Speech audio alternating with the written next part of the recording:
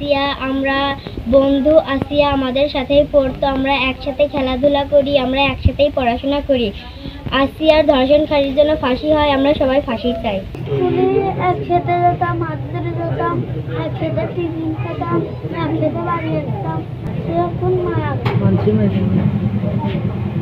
তুমি কি চাও? ফাঁসি চাই। না ভাই ভাই তাও দুই এক বেলা তো ফাঁসি।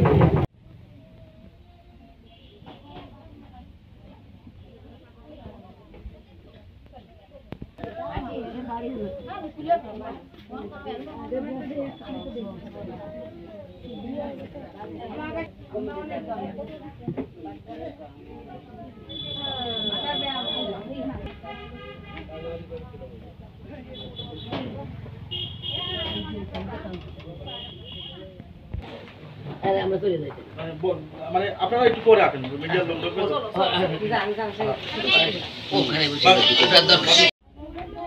তুমি বেরো বেরো বেরো এই যে বাবু তুমি একটু চলে যাও।